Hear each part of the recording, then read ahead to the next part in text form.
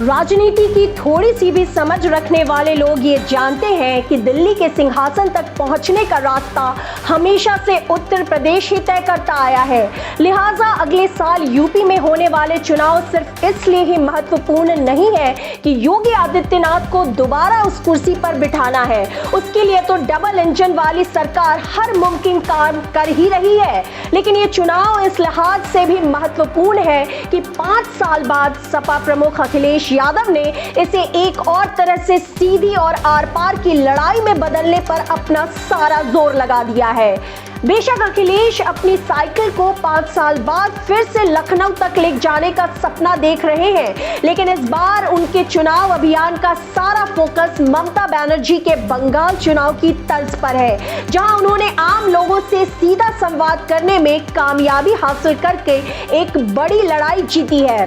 फिलहाल तो सियासत का कोई बड़ा नजूमी भी नहीं बता सकता कि अखिलेश का ये खेला होइबे वाला बंगाल प्रयोग कितना कामयाब होगा, लेकिन इसने बीजेपी को थोड़ा सेल्फ फूड पर खेलने के लिए मजबूर तो कर ही दिया है। यूपी का चुनाव प्रचार अब उफान पर होगा और तब ममता बनर्जी जया बच्चन और डिंपल यादव के साथ एक ही रथ पर सवार होकर सपा के लिए वोट मांगने निकलेंगी तो उसका कुछ फायदा अखिलेश यादव को होने की हकीकत को झुटलाया नहीं जा सकता।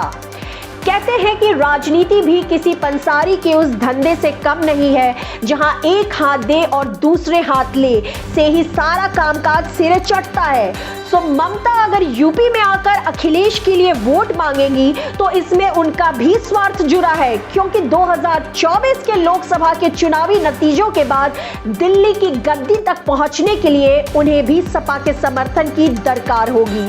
अब ये अलग बात है कि तब तक यूपी की क्या तस्वीर बनेगी और सपा कितने सीटों पर जीत हासिल करेगी, लेकिन एक चतुर नेता पहले ही ये ताड़ लेता है कि किसी खास जगह जाने से अगर मुझे फायदा ना भी मिल पाए लेकिन उससे मेरा कोई नुकसान नहीं होता है तो वह उस जगह जाने से कभी परहेज नहीं करता है। सियासत का हर स्वाद चख चुकी ममता जानती हैं कि यूपी में सपा ही एक ताकतवर विपक्ष की भूमिका में है और अगर उसे सत्ता ना भी मिल पाई तब भी वो उनके लिए एक ऐसा मजबूत सियासी औजार है जो उन्हें 2024 के लोकसभा चुनाव से पहले पीएम पद का उम्मीदवार बनाने के लिए सबसे बड़ी झंडाबरदार पार्टी बनकर खड़ी हो जाएगी। लिहाजा यूपी के कुछ प्रमुख शहरों में जाकर समाजवादी पार्टी के लिए प्रचार करना ममता के लिए कहीं से भी घाटे का सौदा नहीं कहा जा सकता। वहीं अखिलेश के लिए तो ममता का आना ही एक बड़े फायदे का सौदा साबित हो सकता है। वह इसलिए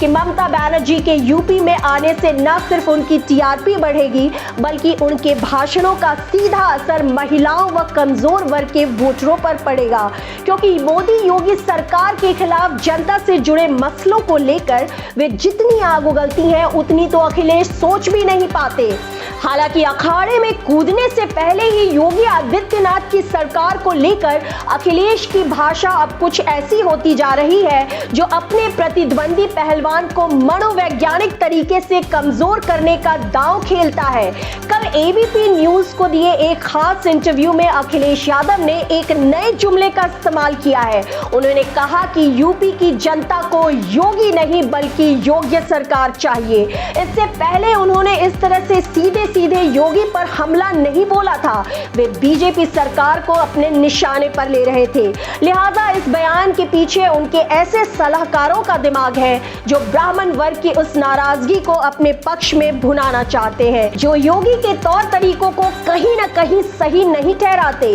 इसकी सियासी गहराई को समझें तो मकसद ये भी है कि योगी से खफा एक ऐसा वर्ग भले ही सपा की बजाय कांग्रेस को वोट दे दे, लेकिन वो योगी के बहाने बीजेपी को अपना हमदर्द समझने के भुलावे में ना आए।